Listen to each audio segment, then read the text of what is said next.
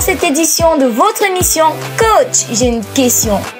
Comment faire pour être premier de ma classe? Telle est la préoccupation de Gabriel, élève au lycée de Koléré à Garoua. Le coach Valère Foulami lui répond.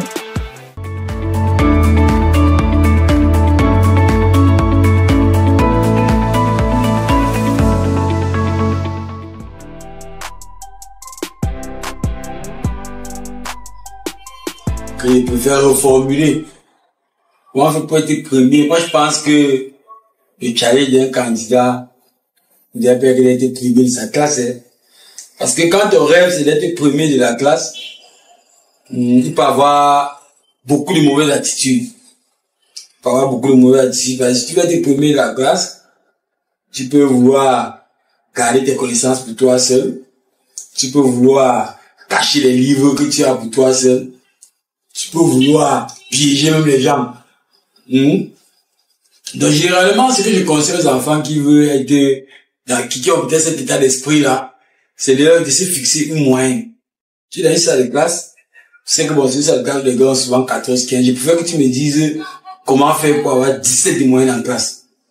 Si après, quand tu as tes 17 de moyenne, tu es premier, tant mieux. Si tu n'es pas premier, tant pis.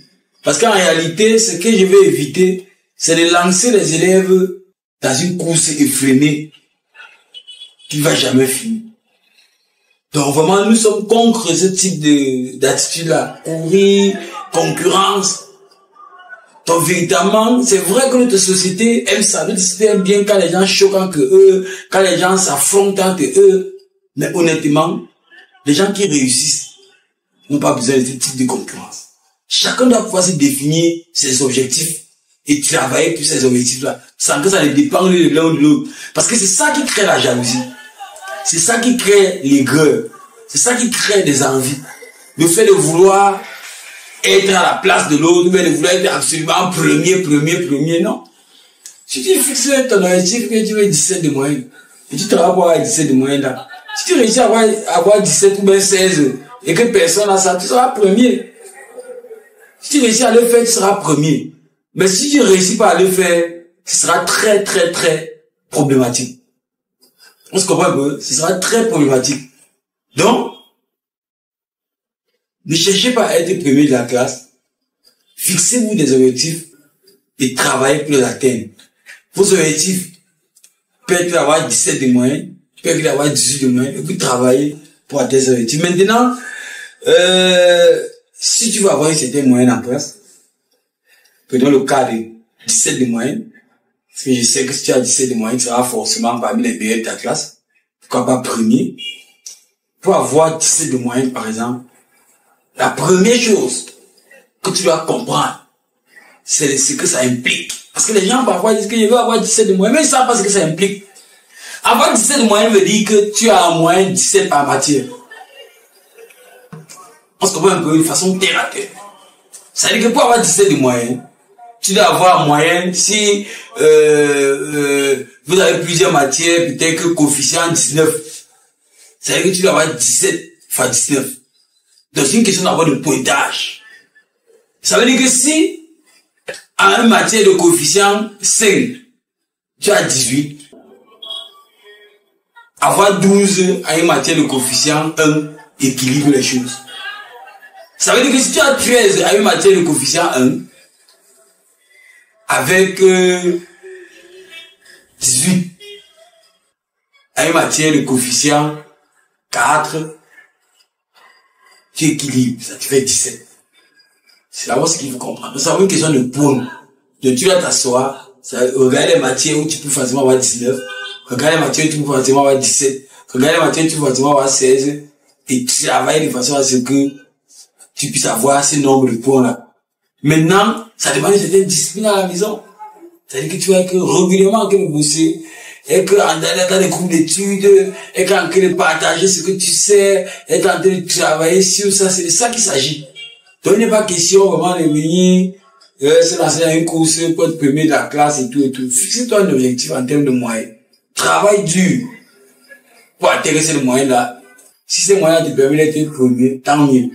Ça ne peut pas être premier, tant pis. Donc nous sommes vraiment contre la concurrence qu'il y a. Et en plus, la vie ne se limite pas à être premier. Oui, être premier bien. Mais la vie ne se limite pas à être premier. La vie ne se limite pas à être premier. Tu peux être premier après, tu lis l'heure. Tu peux être premier après, tu es dans la lecture de l'heure.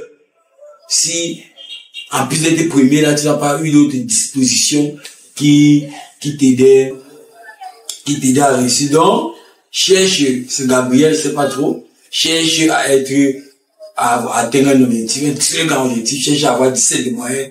Cherche à avoir 18 de moyens. Cherche pas forcément à être premier de la classe. Parce que ça peut te lancer dans la concurrence déloyale parfois. Ça peut te lancer dans l'aigreur. Ça peut te lancer dans les comparaisons inutiles, dans une compétition. Je vois souvent les élèves en terminale, on remet les feuilles. Le gars a 18, mais il est toujours stressé. Il est premier de la caméra, il est l'étudiant le plus stressé parce qu'il a une concurrence inimaginable. Non. On peut être au repos, avoir les meilleurs notes.